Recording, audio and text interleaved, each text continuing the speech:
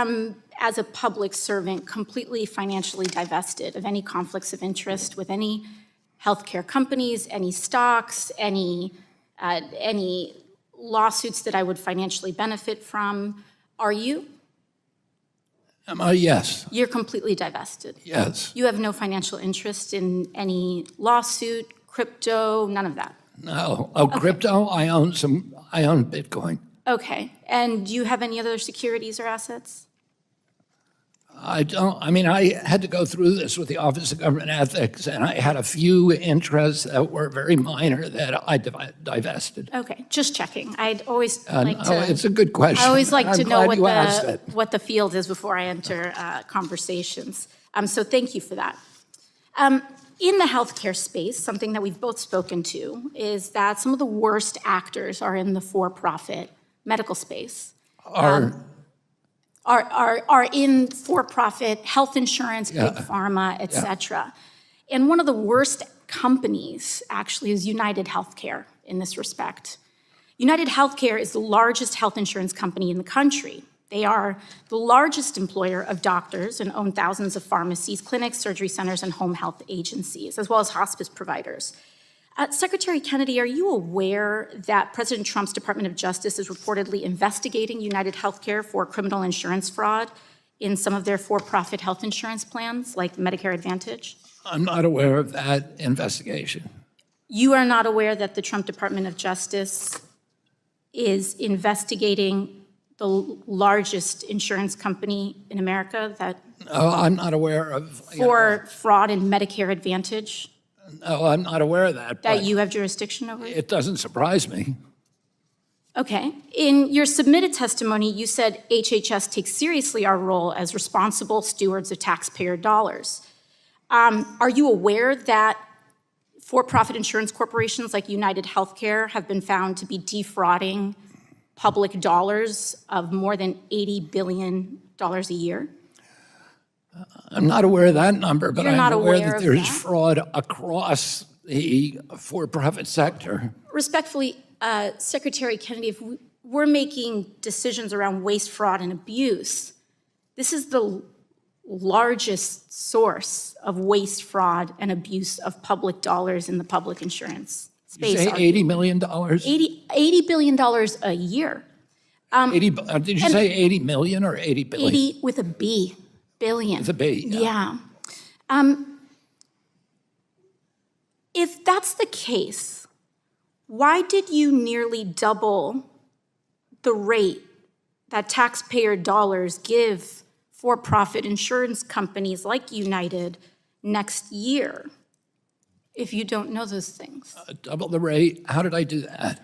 So your agency nearly doubled the taxpayer dollars that for-profit insurance corporations like United will be paid next year, meaning these companies, the largest of whom is under investigation, criminal investigation by the Trump administration, will be receiving an additional $25 billion from your agency. How is that happening? I would be happy to submit to the congressional record evidence of this. I will enter the CMS press release from April 7th of 2025 into the record, which states that Medicare Advantage corporations will now receive a 5.06% increase in payments next year under jurisdiction, Mr. Secretary. Well, this is up from 2.2%. I mean, we're raising without objection from the Biden administration. You are doubling the rate that the Biden. The gentlelady's time has criminally expired. Investigated companies. The gentlelady's time has expired. The chair now recognizes the gentleman from Michigan, Representative James, for 5 minutes of questioning. Mr. Speaker, I want the American people to know, with eyes wide open, what is inside this bill. This measure, first introduced by Representative Mike Collins, would require ICE detention for illegal aliens who are charged with, arrested for, or convicted of any burglary, theft, larceny, or shoplifting offense. Now, the Democrats have argued that, well, mere accusation of committing a crime should not be grounds for detention, and besides, shoplifting's no big deal. Well, they ignore the fact that every illegal alien is currently required to be detained by current law. Laken Riley was killed while going for a jog. That's the issue. An innocent woman who never did anything to anybody harmful in her life, that wanted to be a nurse, that wanted to help other people, that couldn't even get the last damn telephone call from her mother, was murdered. And then I hear from the ranking member, well, the vast majority of illegals don't commit crimes. My God, I hope not, because we've got close to 10 million of them as best we can tell, but there are hundreds that were on the terror watch list, thousands that have committed crimes and where the problems really do exist, and that's unacceptable. We stand here just 2 days after President Trump gave unconditional pardons to violent criminals who attacked our nation's capital on January 6th. And these are the people who want you to believe, who want us to believe that they're trying to, quote unquote, keep criminals off the streets. When they are opening the floodgates. I want the American people to know what is in this bill. Because in the guise and in the wake of tragedy, we are seeing a fundamental erosion of our civil rights. In this bill, if a person is so much as accused of a crime, if someone wants to point a finger and accuse someone of shoplifting, they will be rounded up and put into a private detention camp and sent out for deportation without a day in court, without a moment to assert their right and without a moment to assert the privilege of innocent until proven guilty. Without being found guilty of a crime, they will be rounded up. That is what is inside this bill, a fundamental suspension of a core American value. And that is why I rise to oppose it. If you're a dreamer, all someone has to do is point a finger and you will be rounded up. And we have seen moments like these happen before. In the Patriot Act, in the wake of the travesty of 9/11, a fundamental suspension of American civil liberties. That is what we are seeing here today. Mr. Speaker, you may wonder why so many of our friends across the aisle who care so deeply about the rule of law happen to be so desperate to pass this bill, after they are unleashing people who attacked police officers here on this Capitol into roaming our streets, who are publicly saying now they want to get a gun. Suddenly, these folks care about public safety? I don't think so. Look no further than the price tag of this bill, $83 billion. They know that it can't be paid for. They know that the capacity is not there. And you know what will be there? Private prison companies are going to get flooded with money, who give this money, no doubt. I want folks at home to look. Look at what members of Congress are invested in private prison companies who receive this kind of money, and look at the votes on this bill. It is atrocious that people are lining their pockets with private prison profits in the name of a horrific tragedy and the victim of a crime. It is shameful. It is absolutely shameful. And Mr. Speaker, I'll conclude with this. In a few months, there are members of Congress who voted for this bill who are going to pretend they didn't know about all the bad things that are going to happen because of it. So when a private prison camp opens in your town, when a dreamer... Time has expired. I yield the gentlelady an additional 30 seconds. So when a private prison camp opens in your town, and they say, we didn't know this was going to happen, know that they did, and they voted for it. When a dreamer is disappeared from your classroom, when the President of the United States destroys what is left of the Constitution as he's announced in this attack on birthright citizenship, they will all say, we didn't know this was coming. And I want the American people to know that they did. This vote represents it. And with that, I yield back. Thank you very much. President Trump had issued some statements throughout this process saying and urging, insisting that this bill does not cut Medicaid. He's also said some things, he says he doesn't think I'm too much of a smart person. And I'll tell you one thing. It doesn't take a smart person to know if you're being lied to. All right. President Trump, you're either being lied to or you are lying to the American people. because this bill represents, in the text of this bill, the largest and greatest loss of health care in American history. 17 million Americans will lose their health care on this bill, not undocumented people, not quote unquote the disgusting term illegal, but 17 million Americans will have their health care cut from this bill. On this point of tax on tips, as one of the only people in this body who has lived off of tips, I want to tell you a little bit about the scam of that text, a little bit of the fine print there. The cap on that is $25,000. While you're jacking up taxes on people who make less than $50,000 across the United States, while taking away their SNAP, while taking away their Medicaid, while kicking them off of the ACA and their health care extensions. So if you're at home and you're living off tips, you do the math. Is that worth it to you? Losing all your health care, not able to feed your babies, not being able to put a diaper on their bottom in exchange for what? This bill is a deal with the devil. It explodes our national debt. It militarizes our entire economy, and it strips away health care and basic dignity of the American people. For what? To give Elon Musk a tax break and billionaires the greedy taking of our nation. We cannot stand for it, and we will not support it. You should be ashamed. If you actually listen carefully, every once in a while they let the mask slip about what they actually think about us. You know, just last week, President Trump's lawyer, her name is Alina Habba,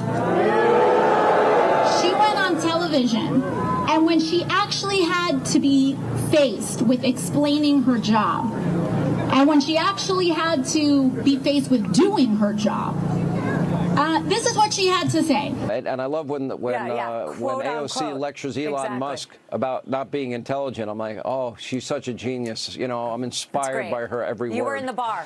You were in a bar. Yeah. You were in a bar, AOC. Well, that's the Calm only down thing and she not and to I have have a in drink, common. to serve one. Exactly. All right. I want you to understand that she isn't just talking about me here. She's talking about you. She's talking about all of us. Because the entire job of the president's lawyer is to speak for him. Trump hired her to speak for him. So imagine what it means for our country that the president's own lawyer cannot even conceive of a working class person being intelligent simply because of the job that they have. This woman could not even recognize the American dream if it was fed to her on a silver spoon. But understand that this kind of disdain for working people by the most powerful people in this country doesn't just come from not being raised right. It's a shorthand for Elon Musk and Donald Trump's entire political agenda and a certain ugly kind of politics, lying to and screwing over working people so that they can steal from our health care and Social Security and veterans care to pay for tax cuts for the wealthiest and bailouts for their crypto billionaire friends. This bill is cutting nearly $1 trillion in Medicaid spending overall. Why? Because down the hallway, they are trying to finance tax cuts for people who are inheriting $22 million houses. Because in 2017, Republicans and the Trump administration tried to increase the exemption of what you get a tax break on. If you used to inherit an $11 million house, you would get no taxes. You had no taxes on that, in that estate tax. They said that's not enough. We need no taxes on a $22 million house. Will the gentlelady yield? Expired, I have to finish. That expires now. And it costs a lot of money to extend that tax break up to $22 million. So to pay for that, They are doing this. They are modeling and completely retrofitting the United States Medicaid system to model it after the state with the third most catastrophic uninsured American number in the country. In the dead of night at 2:38 in the morning, when everyone is asleep, when we've asked for the opportunity to do this in the light of day so that people can call their representatives' offices in order to stop this disaster. So let's be crystal clear about what's going on right now, because it's not so-called illegals who do not receive a dime in federal Medicaid dollars. That is a tall tale. Being nice today. And with that, I yield back. The gentlelady yields back. The chair recognizes the gentleman from Texas, Mr. Weber, for 5 minutes. Thank you, Mr. Chairman. I'm going to yield back to you. Thank you. I appreciate that. The number one goal of this bill is to make clear that if you're working, that the process can work to make sure that you keep your health insurance. Mr. Chairman, I have a Make sure you question. keep your health insurance. But at the end of the day, we believe that it's the right thing to make Medicaid coverage for able-bodied adults, just like insurance for every other American. Will the chair You've yield got for to a question? work to keep it. Will the chairman yield for a question? Actually, at time now, you want to keep going, Mr. Chairman?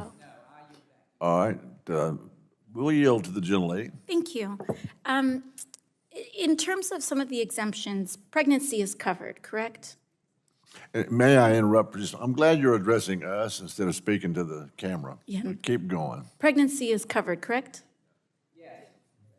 As an exemption? I have a question.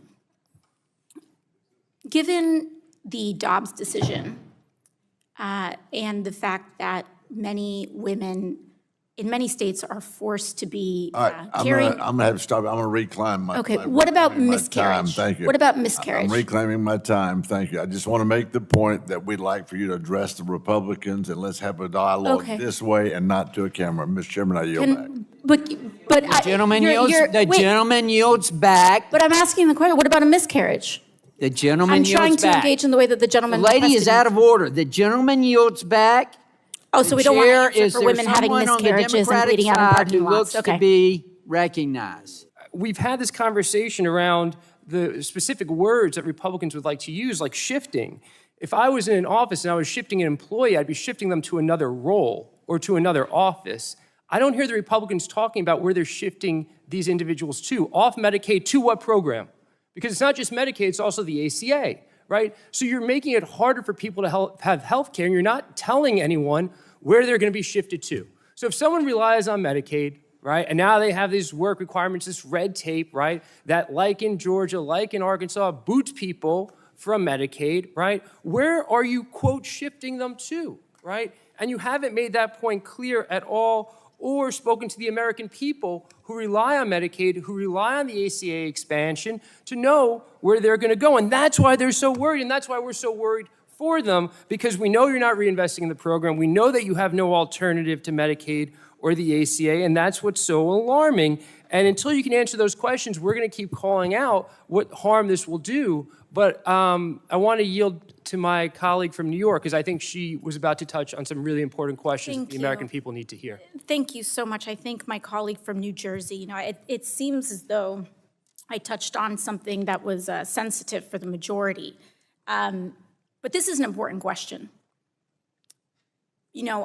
Many of us, we're here in Congress. This is a body that is less than 30% female, so it is not uncommon that many of my colleagues are unfamiliar with our biology and the needs for 50% of Americans. Since the majority did not seem interested in answering the question, I would like to pose a question to council. Able-bodied American. Obviously, if you're pregnant, you are covered under the exemption, correct?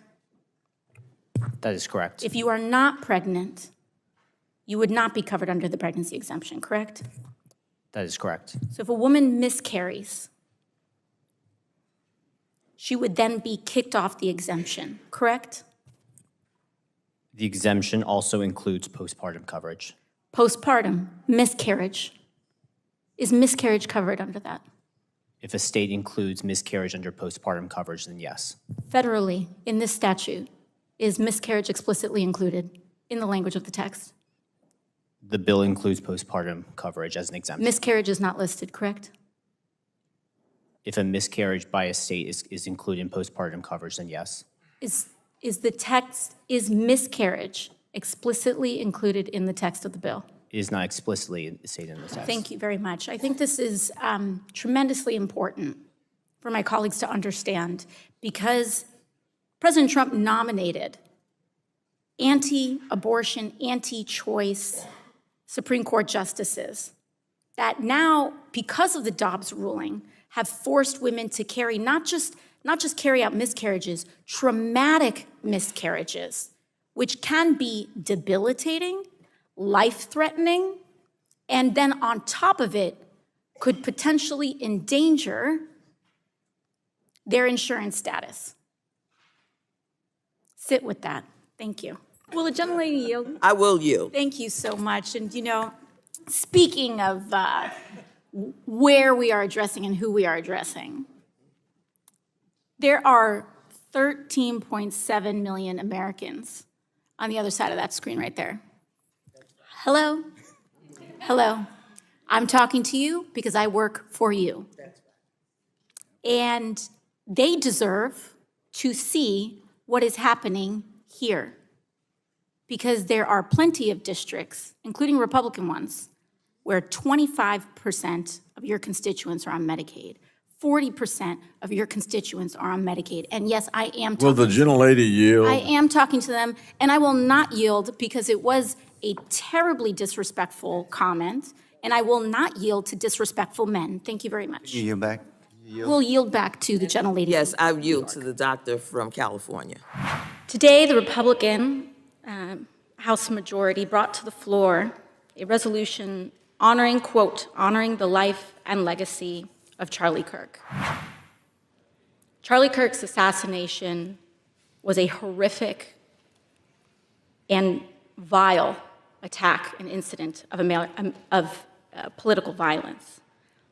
And condemning the depravity of Kirk's brutal murder is a straightforward matter, one that is especially important to help stabilize an increasingly unsafe and volatile political environment where everyday people feel more at risk. We can deeply disagree and come together as a country to denounce the horror of this killing. And it is not a license for the abuse of power and whitewashing of American history. Today's resolution only underscores the majority's recklessness by choosing to author this condemnation and honoring on a purely partisan basis, instead of uniting Congress in this tragedy with one of the many bipartisan options to condemn political violence and Kirk's murder, as we did with the late Melissa Hortman. Instead, the majority proceeded with a resolution that brings great pain to the millions of Americans who endured segregation, Jim Crow, and the legacy of bigotry today. We should be clear about who Charlie Kirk was. A man who believed that the Civil Rights Act that granted Black Americans the right to vote was a mistake, who after the violent attack on Paul Pelosi claimed that, quote, some amazing patriot, unquote, should bail out his brutal assailant, and accused Jews of controlling, quote, not just the colleges, it's the nonprofits, it's the movies, it's Hollywood, it's all of it, unquote. His rhetoric and beliefs were ignorant, uneducated, and sought to disenfranchise millions of Americans, far from the working, quote, working tirelessly to promote unity, unquote, asserted by the majority in this resolution. It is equally important that Congress does unite to reject the government's attempt to weaponize this moment into an all-out assault on free speech across the country, all in the name of Charlie Kirk, President Trump and the FCC are now cynically threatening to shut down ABC and any outlets who give airtime to the administration's political critics. This is a disgusting attack on the American people and the very First Amendment rights that define us as a country. It is also the ABC Corporation's responsibility to refuse to embolden and participate in this corruption and escalation of censorship. We continue to pray for Mr. Kirk's family and loved ones in the wake of this terrible act. I am thinking especially of his children and his wife, whose grief cannot be measured. And with that, I yield back to the gentleman. I bid the lady good day. Governor Walz, I just have to say, I know you're getting a lot of grief from the majority here, but we are talking about individuals who have cheered on an individual who issued a Nazi salute from behind the presidential seal of the United States of America, who have cheered on the pardoning of individuals who attacked the United States Capitol and flew a Nazi flag and the flag of the Confederacy, traitors to the United States, sworn enemies of the United States of America, through the capital of this nation. And now they want to act offended because someone has the courage to say, if it walks like a duck and it talks like a duck, maybe it's a duck. So I want to thank you for not wavering to their bullying, which is unconscionable and sad to see. So I just wanted to let you know that, Governor. Thank you. Thank you, Congresswoman. To the three of you, Governor Walz, Governor Pritzker, and Governor Hochul, you three have each sworn an oath to uphold and defend the Constitution of the United States of America, correct? I'll start with you. Yes. Yes, ma'am. Yes, I have. And I imagine that also includes the Fourth and Fifth Amendment protections for due process and the rule of law. It does. Sure does. Yes. And that means protecting your people in your states, U.S. citizens and every individual, because that is what makes America great, that we are a land of the free and of rule of law, to protect them from infringements of their civil liberties, correct? Now, what we are seeing is a pattern where ICE is breaking the law. We have the detention of a U.S. citizen who has been detained by immigration officials. We have ICE here that has also blamed and arrested U.S. citizens for being simply suspected of being an immigrant, largely because of their appearance. In January, a Chicago-based U.S.-born citizen, Julio Noriega, was arrested by ICE and held in custody for over 10 hours. In April, a Florida Highway Patrol officer pulled over Juan Carlos Lopez Gomez, a United States-born citizen, and arrested him on suspicion of being in the country illegally. He had his real ID, his Social Security card, his mother presented his birth certificate, and they still didn't let him go. In May, U.S. citizen Leonardo Garcia Venegas was filming an ICE raid. He was arrested by ICE. In May, a veteran and U.S. citizen who is Puerto Rican, was detained during an ICE raid at his workplace in New York City. That's called a paper bag test. And your job, Governor Hochul, is to protect people from that kind of infringement, correct? Yes. Because all of us must adhere to the law, and no one is above it. So if a U.S. citizen tries to break the law, or if an ICE officer tries to break the law, your job is to uphold the law, correct? We absolutely uphold the laws of the United States Constitution and the Constitution of the state of New York. And sanctuary states are about U.S. citizens as well, having sanctuary against the attacks on our constitutional rights from illegal search and seizure. There is nothing preventing ICE from issuing a warrant and you having complete compliance with their request. Correct, Governor Hochul?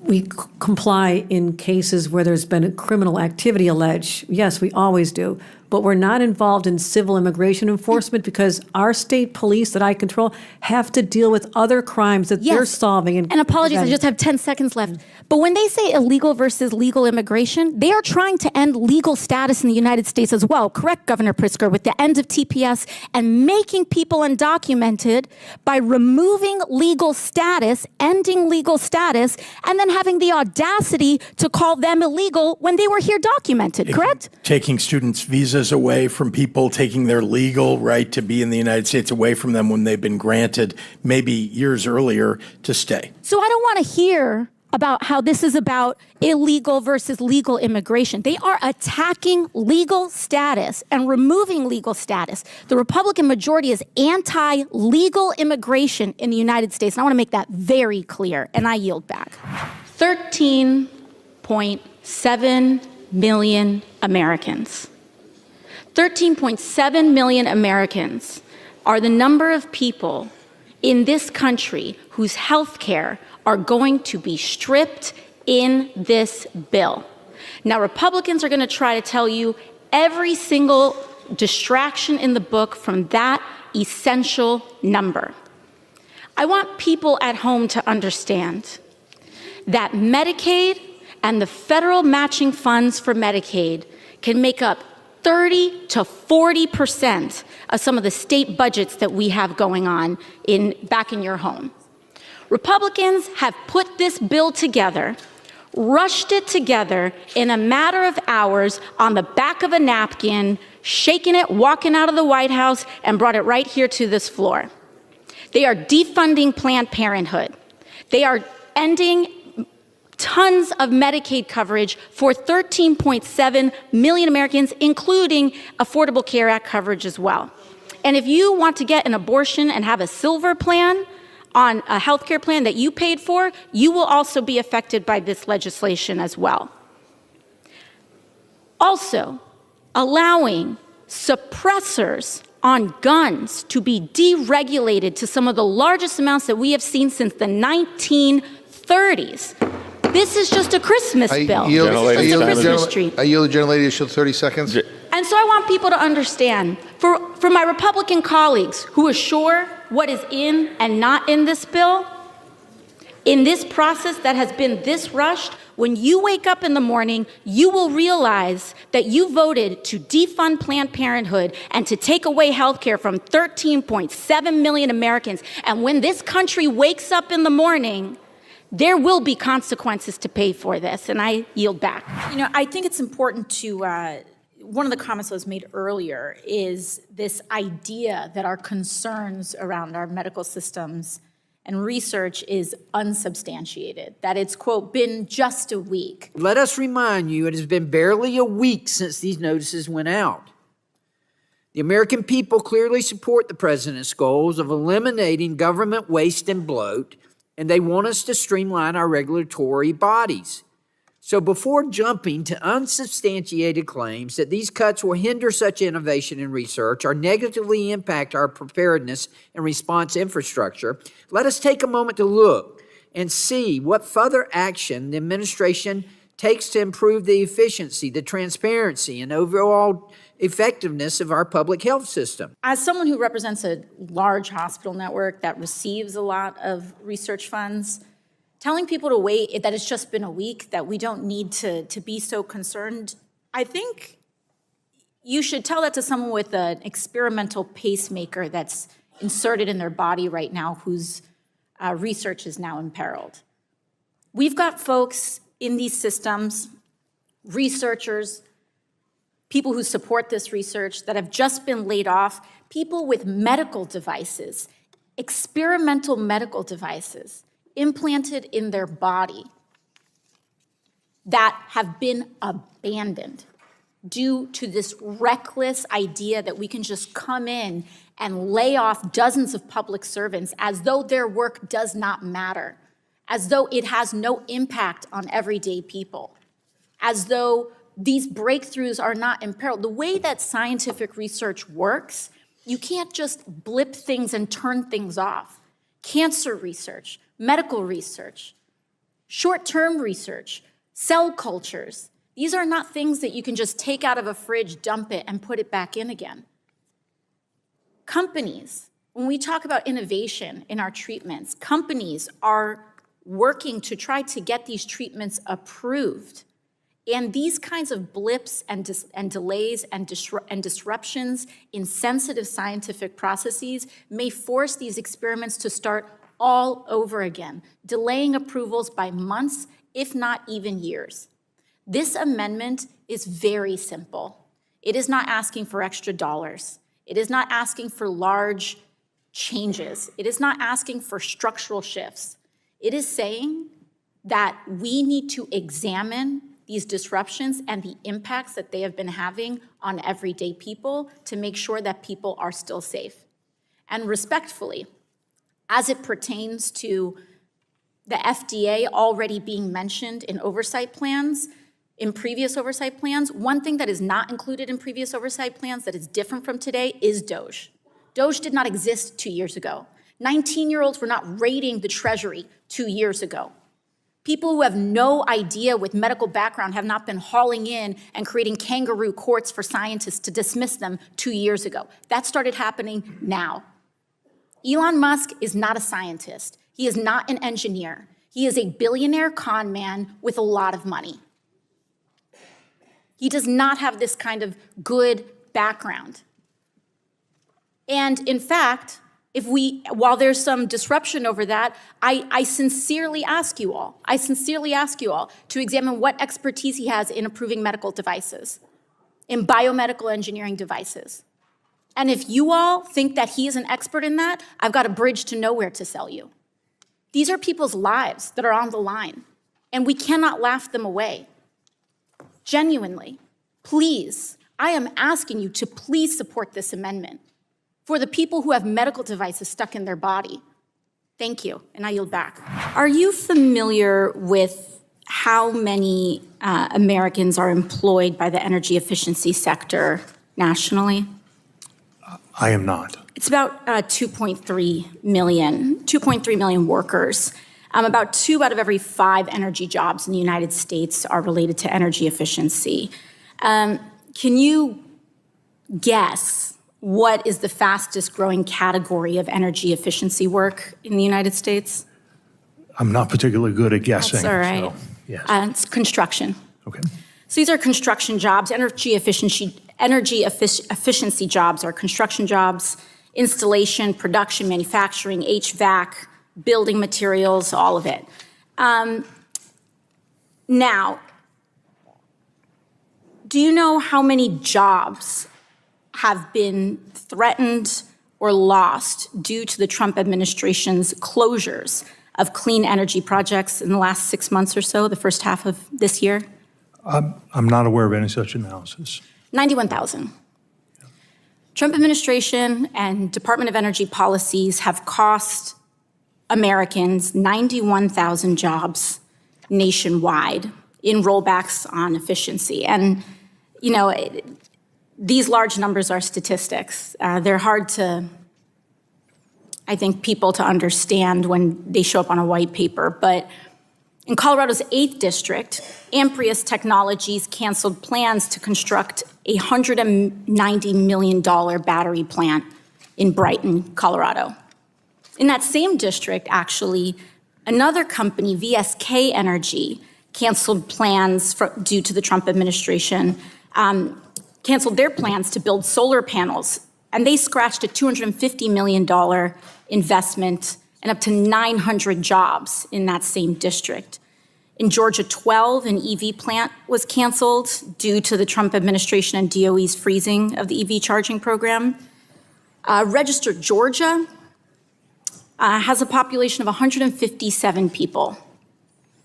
They lost out on 166 jobs. They lost more jobs than they have people in that town because of the cancellation and war on renewable energy and clean energy here. In that same district, a copper foil manufacturing plant went bankrupt as a result of these rollbacks, and Augusta, Georgia lost out on 350 jobs. And I mean, the list goes on. In South Carolina, 250 jobs when a construction of an EV plant in Florence was halted due to DOE's freezing of funds. I mean, we could go on. In Michigan 10th, 167 jobs were lost after $50 million worth of investment. These are all freezes in renewable and clean energy construction and development projects. This is an industry that has been a source of jobs and growth. This administration, the Trump administration, is destroying the American economy, destroying American jobs. 91,000 jobs in this sector alone. I have one simple question. In these towns and areas, what is the DOE's plan to replace those jobs in those affected areas? I'll say this is beyond the scope of what I'm prepared to testify to today. I'd be happy to take the question for the record in regard to the analysis that you cited here regarding job loss.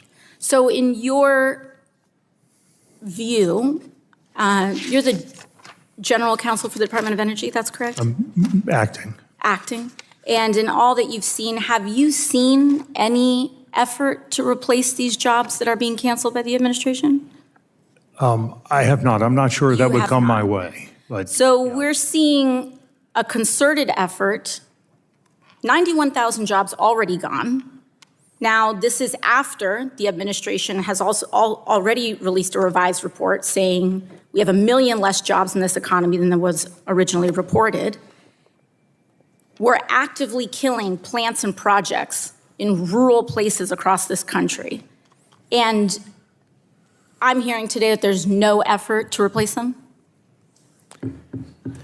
And my time is up. I yield back. And if you would, just in writing, answer the lady's question, the general lady's question. Thank you. yes, I can't answer the question because I haven't seen the analysis, but I'd be happy to take the question for the record. So I started hosting Know Your Rights seminars for the community because following the law is not just for U.S. citizens, it's for ICE too, and they need to follow the law as well. And so when you know what the law is and what your rights are, you can enforce those rights. So I was hosting a lot of these Know Your Rights seminars throughout the district. And Tom Homan, who was the acting director of ICE, who was later allegedly reported to be taking $50,000 in cash in kava bags, whatever, allegedly, according to some of this reporting.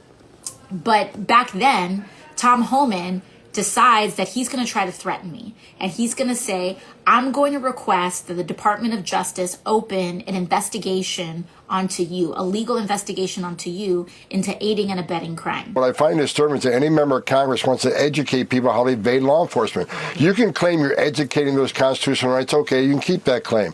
But what she in fact is doing is telling people don't open your door, hide in your home, don't talk to ICE. We're talking about people who are in the country illegally, committed a crime, they're a public safety threat, they've been convicted of serious crime, and they've been ordered removed by a federal judge. So it's like AOC and others don't want ICE to enforce the laws that they enacted. I've asked DOJ, where is that line of impediment, of interference? Now, if someone stands in your way, prevents you from arresting somebody, put your hands on it, that's impediment.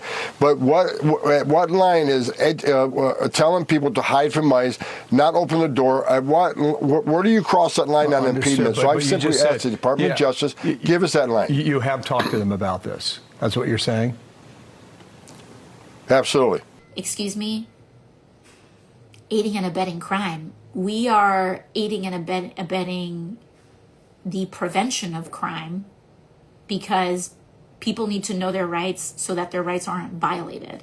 So anyways, he goes on and makes this huge public announcement about how he wants to target me for a federal investigation. That's a very serious thing, right? This guy has a lot of power, right? He was the acting director of ICE.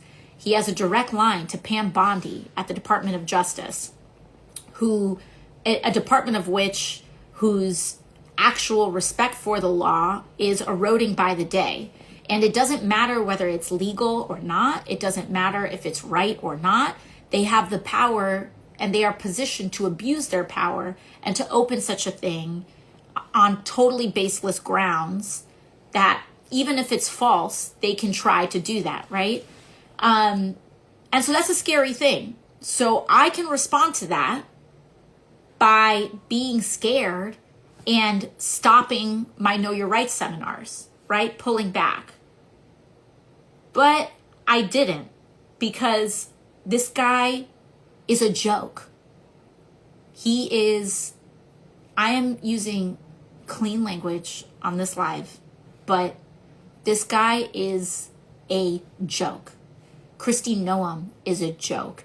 J.D. Vance, the vice president of the United States, went behind a podium and went, boo-hoo-hoo, the shutdown is AOC's fault, as though this man isn't vice president of the United States of America. You know what I have to say to that? You look like a clown back there. You're the second most powerful person in this country, and you're crying about me? And you're blaming the whole government shutdown on me? LOL, my guy. Like, laugh at them. Make them small. These people seek out and abuse all of this power because they want to feel big. They want to feel bigger than you. They crush immigrant communities, not because these people are criminals. Mind you, look at ICE activity. They are not going after criminals. They are going after kids. There was a 7-year-old in my district that got taken by ICE. A 7-year-old. A 7-year-old. And I've been doing what I can to try to intervene in that case. I can't speak to it, but like a 7-year-old. These people do this in order to make themselves feel powerful, because deep, deep, deep down inside, they feel and know how small they are. And in order for a small person to feel big, they have to crush someone else.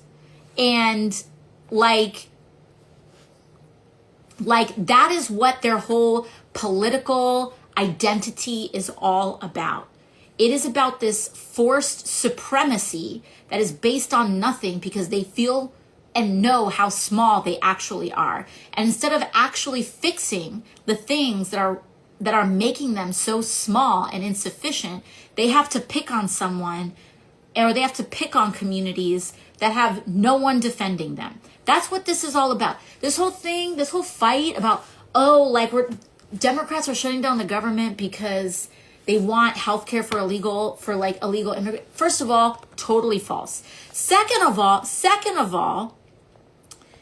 when they, as I've said before, federal law prevents undocumented people from getting covered by ACA insurance, Medicaid, etc., right? They are trying to come back with this tiny loophole, being like, oh, but there are some federal funds that could possibly on the state level, da-da-da. You know what they're actually pointing to is that Ronald Reagan in the 1980s, the United States passed a law that said if you walk into an ER, a hospital cannot refuse you care if you can't afford it, if you're not covered.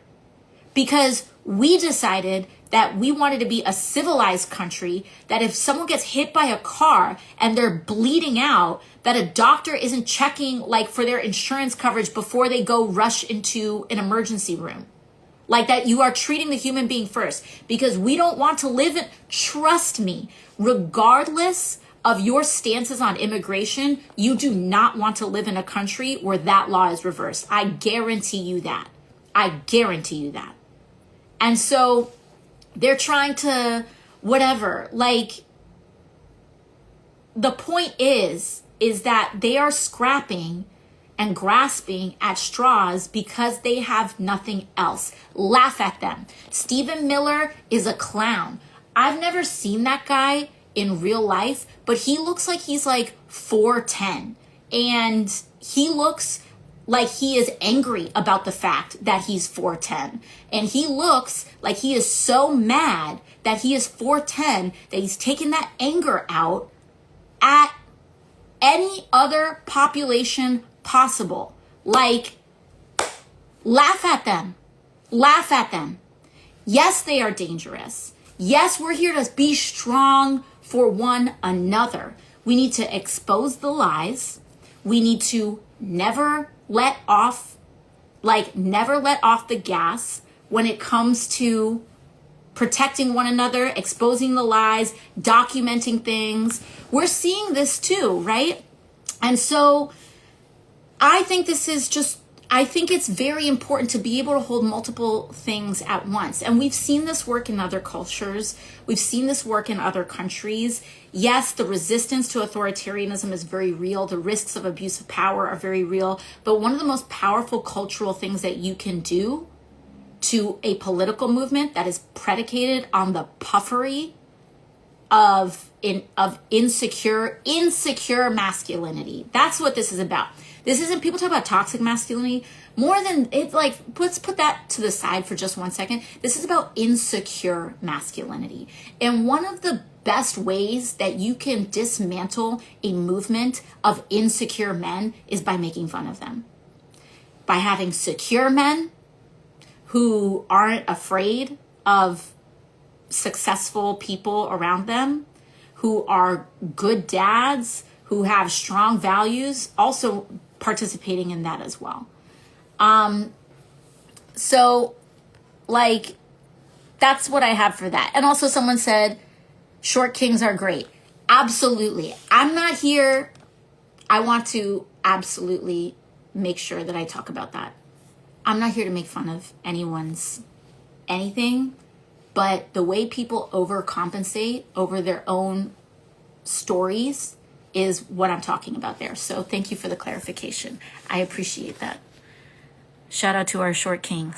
Now, this bill was almost passed on December 17th within a bigger package to prevent the government shutting down. It has all of our support. For folks following at home, Democrats supported it. Republicans supported it. So why isn't this moving?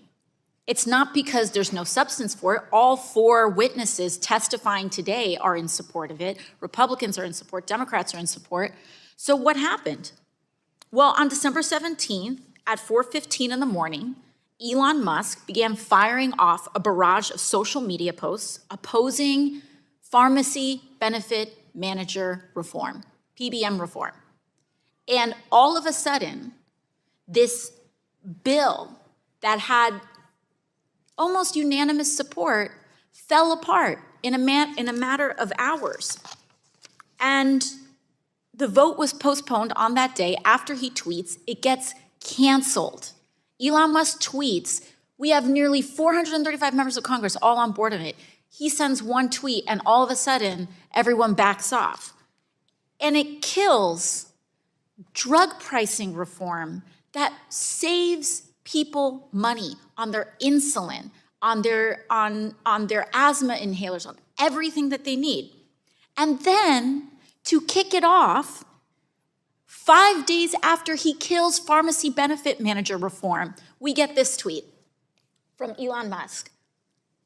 What is a pharmacy benefit manager? This was at 1:02 a.m. on December 31st of 2024, 5 days or so, a couple days after he kills the bill. So the problem here is not a substance issue. It's not a process issue. It's an oligarchy issue. It's a power issue. And this room is where the power of the people of the United States reside. Whether you're a Democrat or you're a Republican, everyone here was elected to be accountable to the people of the United States, not to be governed by tweet, but to be governed by their duly elected representation. And so we can get this done because there are more of us than there are of him. So I would love a commitment from our Republican counterparts who we agree with on this issue to just put it on the floor and let us vote for it where there is bipartisan agreement and we can actually get a result of for the American people by booting this guy out from political influence. And with that, I yield back. Mayor Adams, on January 31st of 2025, your attorneys met with federal prosecutors regarding the charges of bribery, campaign finance fraud, and conspiracy against you.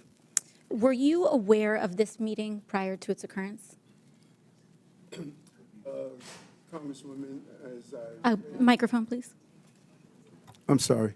As I stated to your colleagues, and I'm going to continue to state because we're asking the same question over and over again.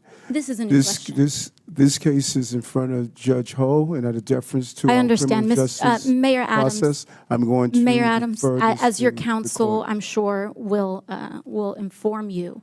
The only permissible way to refuse to answer a question during a congressional proceeding such as this is by pleading the Fifth Amendment.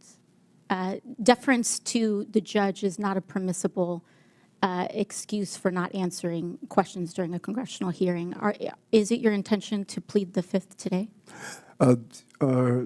Councilwoman, you said the only way that you can't answer a question is to plead the Fifth. I am answering your question. I'm answering your question directly. That You are not, Mayor Adams. Okay, I believe I am. I will ask it again. Were you aware of the meeting between your attorneys and federal prosecutors on January 31st? Answering this question is a yes or a no.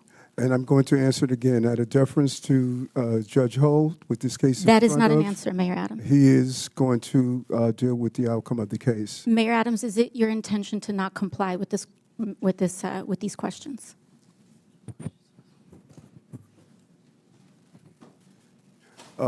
As I stated, I'm answering your questions, and what you're doing, let's be clear on, you're asking me about communications between my attorney and I.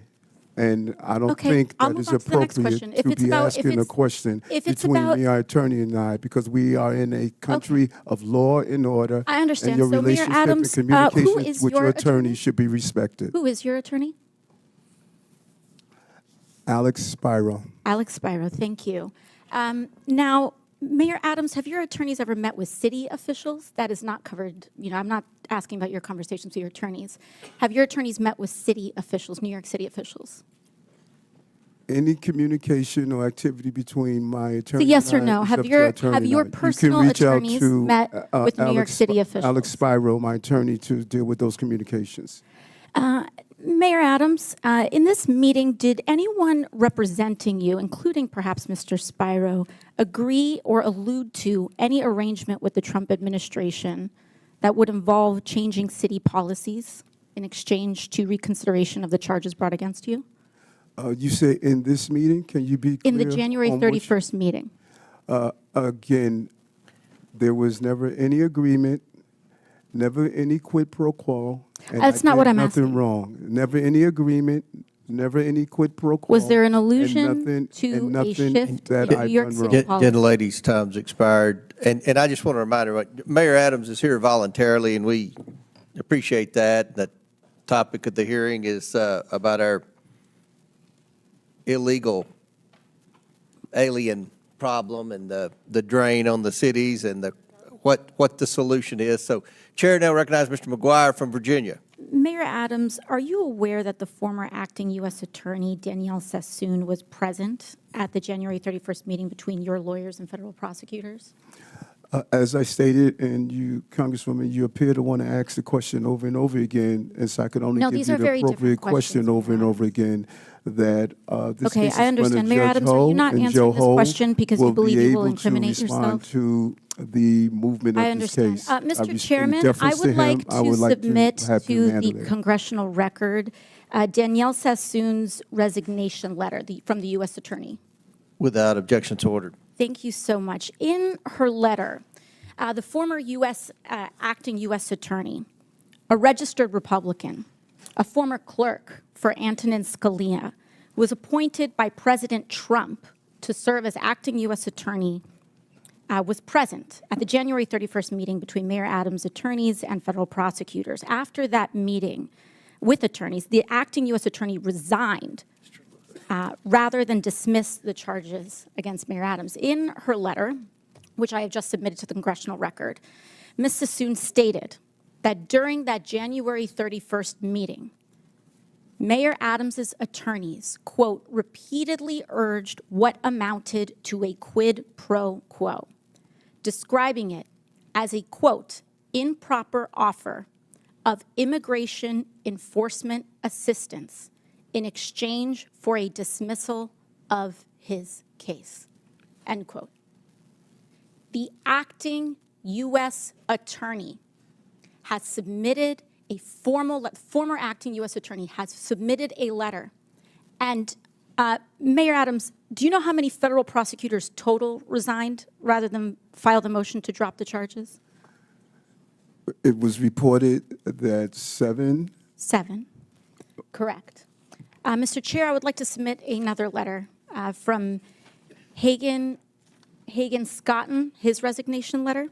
Without objection, so ordered. Mr. Scotton was an assistant U.S. attorney who also attended the January 31st meeting between your attorneys and federal prosecutors.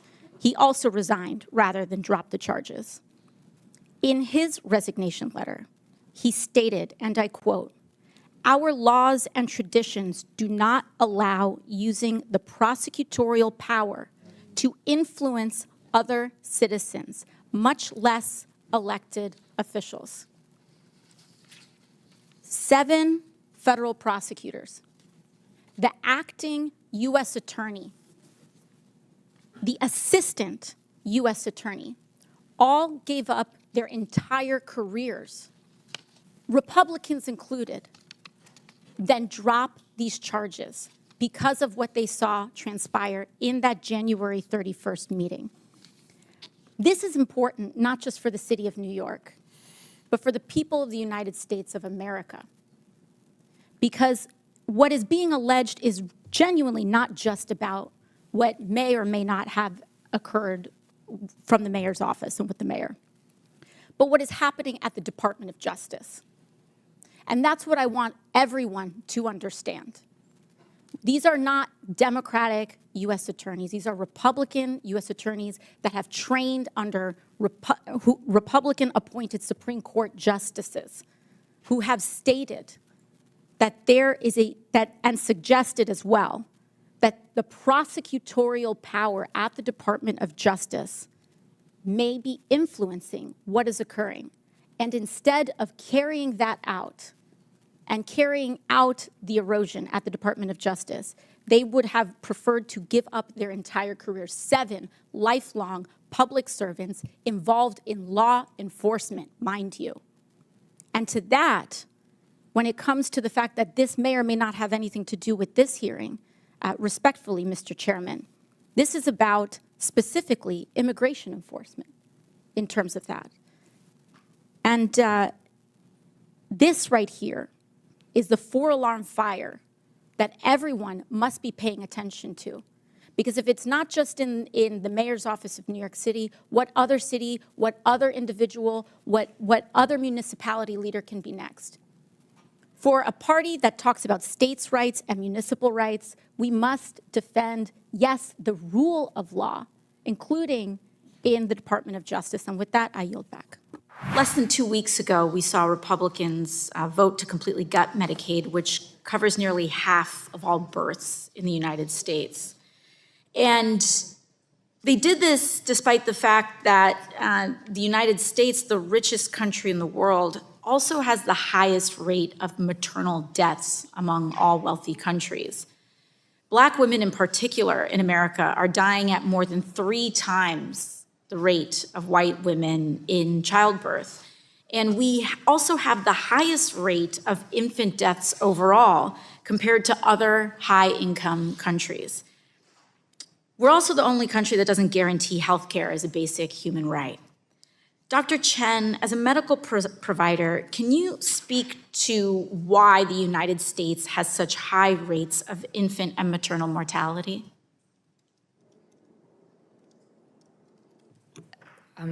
This is not actually my area of expertise, so I don't want to speak out of turn. Our Maternal Child Health Bureau does cover this issue very, very closely, and we're happy to follow up with you afterwards. I understand. And, given this, I also think it's important that we talk about the Healthy Start program. The Healthy Start is a federally funded bipartisan program whose sole purpose is to reduce infant deaths and improve the health of pregnant women and new mothers.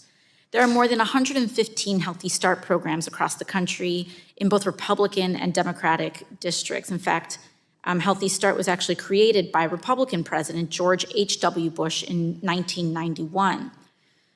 Healthy Start programs, like the ones in my community in the Bronx, provide education for new parents so that they can safely care for their baby and one-on-one support through home visits. They ensure that families are connected to the services they need, like housing, food, transportation, and prenatal and postpartum care. Dr. Chen, your agency oversees the Healthy Start program, correct? Yes, in the Maternal Child Health Bureau. And as I mentioned earlier, it was created under Republican President George H.W. Bush, but since then, Healthy Start has been reauthorized several times on a bipartisan basis. The last time it was reauthorized was during President Trump's first administration. And that is because Healthy Start works. Women in Healthy Start receive earlier and more frequent prenatal care, fathers are more engaged, and babies are born healthier under this program. I'm proud to be leading the reauthorization of this with Representative Malliotakis and continuing the bipartisan tradition of this program. And I'd like to urge my colleagues to support this common sense bipartisan effort to reauthorize Healthy Start. I also want to briefly turn to another bill we are discussing today about sunscreen, which was led by my colleagues, Representatives Joyce and Dingell, which was spoken to earlier today. With respect to sunscreen, skin cancer is the most common cancer in the United States. And for people who work long hours outside, like farm workers and construction workers, adequate sun protection is essential. Yet the Food and Drug Administration, or the FDA, has not approved any new sunscreen filters since 1999. Yet our counterparts in Europe and Korea and many other markets around the world have been able to bring much more technologically advanced filters to the market. And the reason this is important is that it's not just a cosmetic issue. The easier sunscreens are to apply, and the more elegant these formulations are, then the easier and more commonly adopted they will be for people to use. If they are uncomfortable, if they smell bad, if they have all of these other issues, folks who work on farms, folks that work in construction, people who work in the sun are less likely to use them, and it elevates cancer risks for working people. And so I am deeply supportive of efforts within the FDA to help streamline a safe process for approving these new filters, ensuring, yes, we want to make sure that there aren't endocrine disruptions or any other kinds of issues, ensuring the safety of these, but surely we can come to a process where we don't have to wait 25 years between filters when we're being outperformed by the rest of the world. So I want to express my support for those efforts and ensure that we can get this moving because it's just simply unacceptable. And Dr. Corrigan-Curray, why is the United States so far behind other countries when it comes to available sunscreens? So in some countries, these are regulated as not as drugs, but they're regulated as cosmetics. And we regulate them as drugs, and we've done some testing. We know they're systemically absorbed, and we need to, look at that data. If we had that data in hand, we would be ready to review as many as sunscreens as was submitted. Mm-hmm. Thank you very much. And I yield back to the chair. Thank you.